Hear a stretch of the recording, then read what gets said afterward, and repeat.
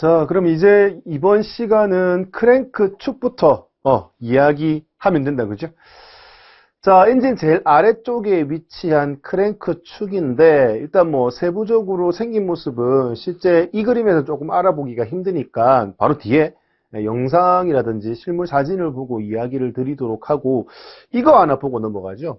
자, 여기 크랭크 축이 있으면 크랭크 축을 지지하기 위해서, 그러니까 블럭이 있으면 블럭 위에 크랭크 축이 올라가야 되거든요. 그래서 이 크랭크 축이 올라가기 위해서 이렇게 지지하는 베어링이 들어간다는 거죠. 이렇게 여러 개의 베어링이 들어가서 크랭크 축을 이렇게 싸고 있다. 반, 아래 반, 위에 반 이렇게 싸고 있다라는 부분과, 그리고 왼쪽에 보니까 뭐가 들어가 있어요? 크랭크 축 스프로켓이 들어가 있죠. 스프로켓이 뭐 하는 건지 앞에서 이야기 많이 했었거든요.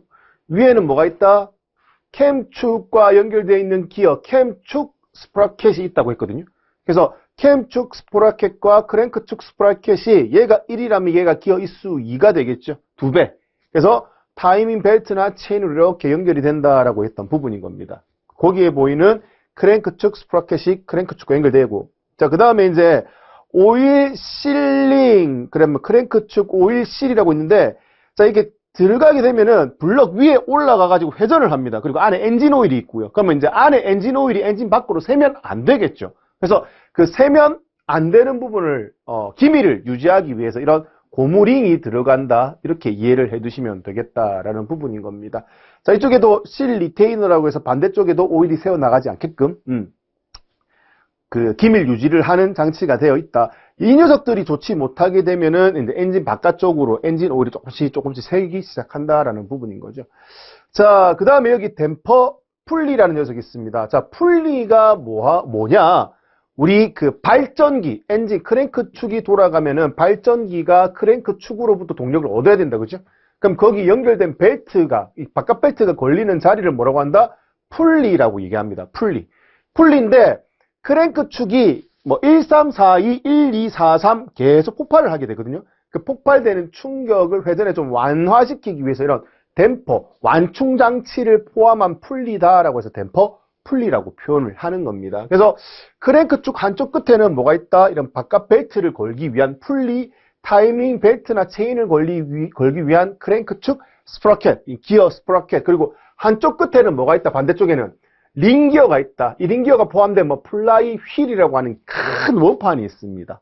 이 원판이 하는 역할은 관성 에너지를 저장하는 역할을 한다라고 보시면 되겠습니다. 자, 크랭크 축에서 자꾸 돌아가면서 폭발이 됩니다. 그 폭발이 된 회전력을 큰 원판이 저장을 한다라는 부분인 거예요. 회전 원판이 좀 크게 붙어 있으면 얘를 돌리기는 힘들 겁니다.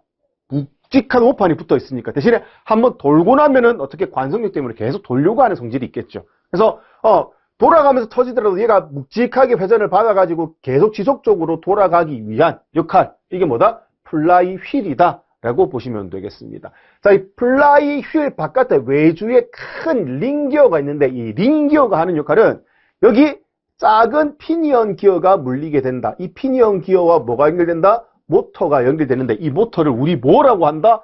시동을 걸기 위한 기동 전동기라고 이야기를 하게 됩니다. 그래서 시동 걸기 위해서 키를 돌리거나 버튼을 누르게 되면은 배터리 전원으로 얘가 전원을 받아가지고 어떻게 이 플라이 휠의 링기어를 돌리게 되면 연결되어 있는 크랭크 축이 회전하게 되고 첫 번째 시동이 걸리는 순간 윙 하고 시동이 걸린다. 이렇게 이해를 해두시면 되겠습니다. 그래서 우리 1번, 2번, 3번, 4번 실린더라고 해서 번호를 부여하거든요. 그 번호를 부여하는 기준은 여기 바깥 벨트가 있는 쪽부터 1, 2, 3, 4가 된다. 이렇게 기억하시면 되겠습니다. 그러면 플라이 휠 반대쪽부터 1, 2, 3, 4. 왜? 플라이 휠 쪽으로 이렇게 싸고 뭐가 들어간다? 변속기가 조립이 되거든요. 그러니까 변속기 조립되는 반대쪽, 앞쪽부터 1, 2, 3, 4 이렇게 카운트를 해 나간다. 이렇게 이해를 해 두시면 되겠습니다. 자, 그러면 이제 여기까지 설명을 해드리고 그 다음에 이제 실제 영상인데 이쪽이 뭐다? 플라이 휠입니다. 플라이 휠이고 지금 엔진을 뒤집은 겁니다. 여기 고정자치를 넣어가지고 막 돌려가지고 180도 뒤집어 놓았고 실린더 헤드가 아래쪽으로 가 있는 상태입니다. 그리고 아래쪽에 있는 오일팬을 뜯어낸 거예요. 엔진이 뒤집어졌으니까 오일팬을 뜯어내고 밑에서 위를 보여주는 모습이다라고 보시면 되겠습니다. 자, 여기 보시면은 각각의 크랭크 축이 들어가 있고 크랭크 축을 싸기 위한 캡, 베어링을 포함한 덮개가 들어가서 조립이 되어 있어서 얘가 이탈되지 않게끔 조립이 된다라는 부분인 겁니다. 여기 은색 부분 보이시나요? 요 은색 부분. 요 은색 부분을 지금 베어링 캡을 씌우지 않은 부분인 겁니다. 그래서 실제로는 이게 다 씌워져 가지고 총 하나, 둘, 셋, 넷, 5개. 4기통 기준으로 5개의 캡이 이렇게 블럭에 지지가 된다. 이렇게 보시면 되겠습니다.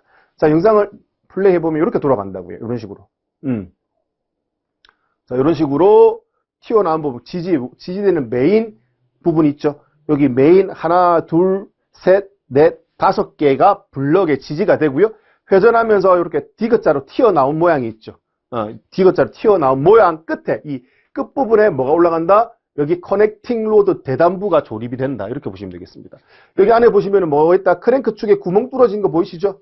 커넥팅 로드 대단부 올라가는데. 그래서 여기 구멍 뚫어진 대로 엔진 오일입니다. 엔진 오일이 공급이 되어서 베어링 안쪽에 유막을 형성을 한다. 이렇게 이해를 해주시면 되겠습니다. 뒤에 한번 또 설명을 드리도록 할게요. 자, 그래서 여기 플라이 휠, 링기어. 그 다음 여기 기어 하나 보이시죠?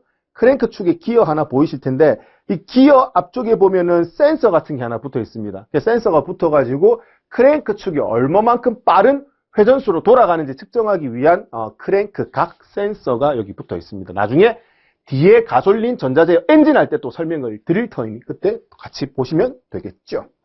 자, 그러면 이제 간단하게 한번 그려보자라는 거죠. 간단하게 표현이 되면 이렇게 될 수 있다는 겁니다. 자, 아까 크랭크 축 중에서 블럭에 지지되는 부분, 캡에 의해서 조립되는 부분, 이 부분을 뭐라고 한다? 저널이라고 합니다. 저널. 자, 그 다음에 커넥팅 로드 대단부, 이 디귿자 이렇게 튀어나와서 다시 올라가죠. 이 튀어나와서 이렇게 커넥팅 로드 대단부가 연결되는 부분을 뭐라고 한다? 핀이라고 합니다. 그래서 저널, 그리고 핀, 이렇게 연결하기 위해서 디귿자로 올라온 이 돌출부를 뭐라고 한다? 암이라고 합니다. 암, 연결하는 암. 그래서 저널, 암, 핀, 암, 저널, 암, 핀, 암 이런 식으로 간다는 얘기인 거죠. 저널, 암, 핀, 암, 저널, 암, 핀, 암, 저널 이런 식으로 간다는 거죠. 그런데 지금 보시면은 어떻게 되어 있는데 가운데 2개가 위로 올라와 있고 아래쪽, 양쪽 끝에 게 밑으로 내려와 있다라는 개념인 거죠. 그래서 4기통 엔진인데 4기통 엔진의 대부분 다 이렇게 형상이 되어 있습니다. 하나가 내려갔다. 그럼 2개가 이렇게 올라온 상태에서 이렇게 내려가 있다. 이렇게 생겼다라는 부분인 거죠. 그래서 이제 이런 상태에서 이제 문제가 출제가 된다. 뭐라고 문제가 출제가 되느냐? 4기통 엔진에서 전월은 몇 개냐라고 물어보는 거죠. 그럼 전월은 몇 개입니까? 지금 이 부분이잖아요. 하나, 둘, 셋, 넷, 5. 즉 블럭에 지지하기 위한 캡이 몇 군데?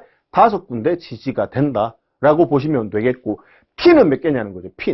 핀은 하나, 둘, 셋, 4개가 된다라는 얘기인 거잖아요. 왜? 4기통 엔진이래. 여기에 커넥팅 로드가 연결이 된다. 그래서 여기 올라가서 피스톤. 여기도 마찬가지 올라가서 각각의 피스톤. 여기도 마찬가지로 올라가서 피스톤. 이런 형상을 만들게 된다라는 부분인 겁니다.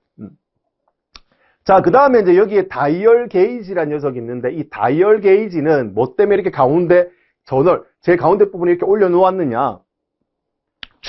이 크랭크 축이 얼마만큼 휘어졌느냐 아니냐를 판단하기 위해서 가운데 다이얼 게이지를 설치할 수 있다는 부분인 겁니다. 이게 어떻게 가능한데 이렇게 다이얼 게이지 설치해서 이렇게 힘을 내려서 회전시키게 되면 이 다이얼 게이지가 어떻게 움직이느냐. 여기 축에 닿고 있는 이렇게 신 부분, 튀어나온 부분 있죠. 이 부분에 변화가 없으면 바늘이 움직이지 않습니다. 근데 어떻게 변화된 부분만큼 약간 위아래로 움직이는 수치만큼 어떻게 다이얼이 움직인다라는 개념인 거죠. 그래서 만약에 축이 휘지 않았었으면 그대로 돌리더라도 아무 변화가 없다라는 거고요. 축이 휘게 됐다. 막대가 이렇게 휘인 상태다. 그러면 다이얼 게이지를 이렇게 댔을 때 한 바퀴 돌리면 이런 식으로 휘어질 겁니다. 돌아가면서. 그러면 여기서부터 여기까지 높낮이 변화가 생긴다라는 거죠. 그 변화치가 여기에 나타난다라는 겁니다. 그래서 축의 휘임량을 측정하기 위해서 이렇게 다이얼 게이지를 활용하기도 한다라는 부분을 참고로 알아두시면 좋겠네요. 자, 그래서 영상 보시면은 지금 축을 돌릴 겁니다. 돌릴 때 약간씩 움직이는 게 보이시죠? 약간씩 움직이죠. 이 작은 눈금 하나가 뭐다? 0.01mm입니다. 0.01mm. 그래서 뭐 한 5칸 움직였다 하면 0.05mm 변형이 되었다. 이렇게 볼 수 있다라는 거죠.